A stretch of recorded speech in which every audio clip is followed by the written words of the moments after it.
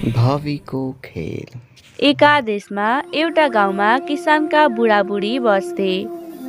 बिहे भएको 3 वर्षपछि किसानको एक छोरा जन्मिन्छ। किसानको बुढाबुढीले त्यो छोराको नाम लक्ष्य राख्छन्। यसरी नै दिनहरू बित्दै जान्छ। लक्ष्य जन्मेको 6औं दिन हुन्छ। त्यस दिनको साँझमा किसानको घरमा एकजना पाहुना आइपुग्छन् र किसानलाई बास माग्छन्। घरमा कोठा एउटा मात्रै भएकोले गर्दा पाहुना आएको व्यक्तिले भन्छ, मलाई ढोकामै भए नि एक रातलाई बास दिनुहोला। साँझमा आएको पाहुनालाई किसानले निराश गर्दैन अनि किसानले बास दिन्छ। पाहुना आउने अधवैँसे व्यक्तिको नाम सुरेश थियो। सुरेश निकै नै घमण्डी स्वभावको थियो। घमण्डी स्वभाव भएको सुरेश ढोकामै सुत्छ र किसान ढोका लगाएर भित्र सुत्न जान्छ। केही समयपछि त्यसै बखतमा लक्ष्यको भाग्य लेख्नको लागि भनेर भावी स्वयं मानिसको रूप लिएर आउनुहुन्छ। त्यस मानिस रूपी भावीलाई देखेर घमण्डी सुरेशले सोध्छ, को हो तपाईँ? यस घरको सदस्य 3 जना मात्र छन्।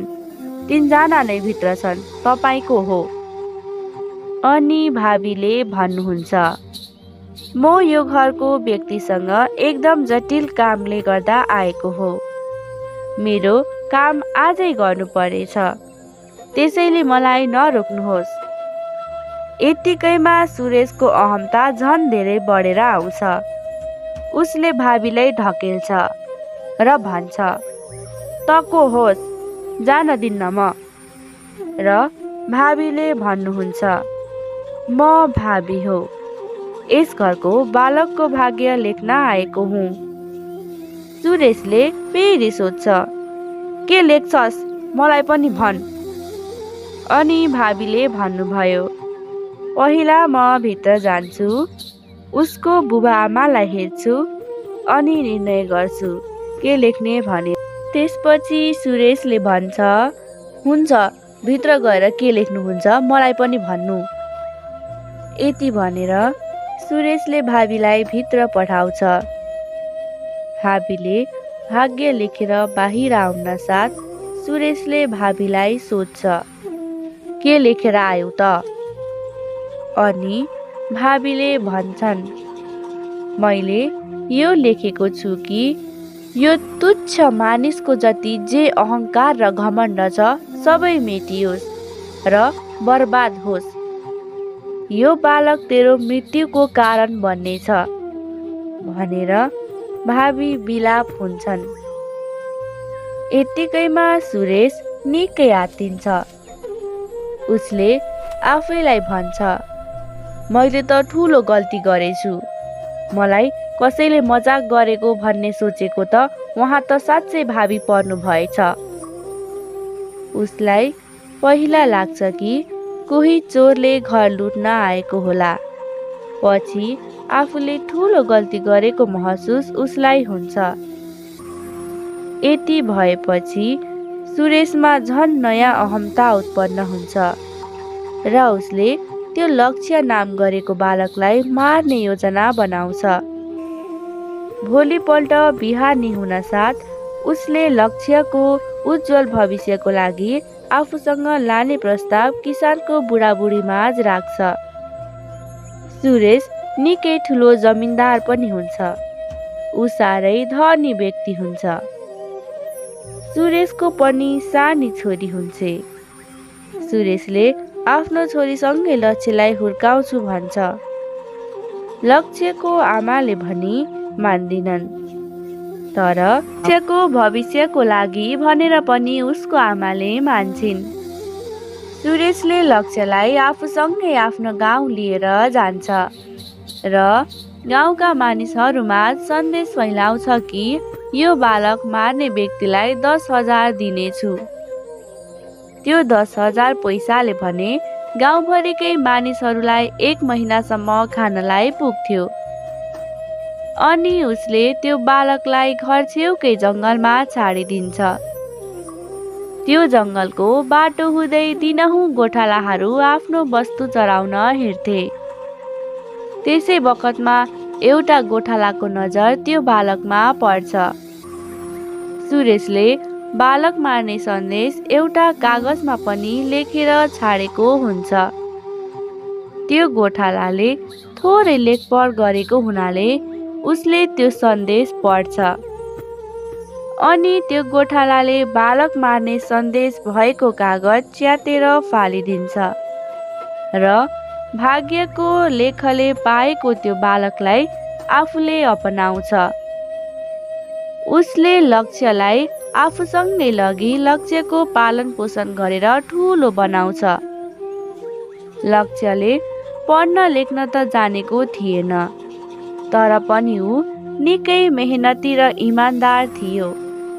लक्ष्य ठुलो भइसकेको हुनाले आफ्नो कामको खोजीमा सहरतर्फ लाग्छ। त्यही समयमा उसको भेट फेरि सुरेशसँग हुन पुग्छ। केही समय उनीहरू बीच कुराकानी भएपछि सुरेशले लक्ष्यलाई चिन्छ। आफूले मार्न छाडेको बालकलाई आफ्नो अगाडि देख्दा सुरेश छक्क पर्छ। आफूले काम खोज्न हिँडेको कुरा लक्ष्यले सुरेशलाई भन्छ र सुरेशले फेरि लक्ष्यलाई मार्ने सोचले उसको हातमा एउटा कागज थमाएर मेरो घर जाऊ भनेर पत्ता भनेर पठाउँछ। सुरेशले लक्ष्यलाई भने मेरो जमिनमा काम गर्ने मान्छेको आवश्यक छ भनी कागज थमाएर पठाएको हुन्छ। तर सुरेश भने आफ्नो विनाशको कारण त्यही केटा हो भन्ने डरले केटालाई मार्ने सन्देश दिएर पठाएको हुन्छ। सुरेशको घर जाने क्रममा लक्ष्यको भेट एउटा केटीसँग हुन्छ र उसले केटीलाई कागज पढेर पत्ता बताउनलाई आग्रह गर्छ। केटीले त्यो कागजमा पत्ता नभई लक्ष्यलाई मार्ने सन्देश लेखिएको कुरा भन्छे। अनि लक्ष्यले भन्छ, होइन, तपाईँले गलत पढ्नुभयो। यस गाउँको सुरेश नाम गरेको जमिनदारले मलाई काम गर्ने ठाउँको पत्ता भनेर पठाउनु भएको छ। अनि त्यो केटी सुरेशको नाम सुनेर झसङ्ग हुन्छे। त्यो केटी कोही नभई सुरेशकै छोरी हुन्छे। अनि त्यो केटीले हतारमा लक्ष्यलाई आफूसँग आफ्नो घर लान्छे र आमालाई सबै वृत्तान्त भन्छे। केटीको आमा यानि सुरेशको बुढीलाई यो कुरा पत्याउन साह्रै गाह्रो हुन्छ। त्यही पनि लक्ष्यलाई कामको खाँचो भएको हुनाले उसले जमिनमा खेती गर्ने काम दिन्छे। सुरेश भने कता हो कता कसैलाई थाहा हुँदैन। यत्तिकै 1 महिना बित्छ। 1 महिना समयमा लक्ष्यको इमान्दारिता र सोझोपन देखेर सुरेशको छोरीलाई लक्ष्य साह्रै मन पर्छ र उसले लक्ष्यसँग विवाह गर्ने निर्णय गर्छे। अनि आफ्नो निर्णय आमालाई सुनाउँछे। त्यसपछि आमाले भन्छे, पक्न, बुवा आउन दे अनि धुमधामले गर्नु बिहे। यसरी नै 2-3 वर्ष बित्छ र सुरेश अझै घर फर्कदैन। छोरीको उमेर बढ्दै गएको हुनाले आमाले सुरेश बिना नै छोरीको विवाह लक्ष्यसँगै गरिदिन्छे। अनि लक्ष्य र छोरी चैले सुखमय जीवन बिता। छोरीको बिहे भएको 2 वर्षपछि सुरेश घर आइपुग्छ। उसले घरमा छोरी नदेख्दा उसको बुढीलाई सोध्छ, छोरी कहाँ गई त? अनि बुढीले सबै कुराहरू भन्छे र सुरेशले रिसले आँखा देख्दैन। अनि आधा रातमै बन्चरो हातमा लिएर छोरीको घरतर्फ लाग्छ। बुढी पनि आत्तिँदै पछि पछि लाग्छे। आफ्नो विनाशको कारण बन्ने केटासँगै छोरीको बिहे भएको इक सुरेशमा झन् धेरै बढ्छ। उसले आधा रातमै छोरीको घरको ढोका ढकढकाउँछ र छोरीले ढोका खोल्न साथ लक्ष्य भएको तर्फ लाग्छ। सुरेशले बन्चरो उठाउँछ अनि लक्ष्यलाई ताक्छ। यो देखेर छोरी चाहिँ रुँदै हात जोड्दै आफू लक्ष्यको अगाडि उभिन्छे।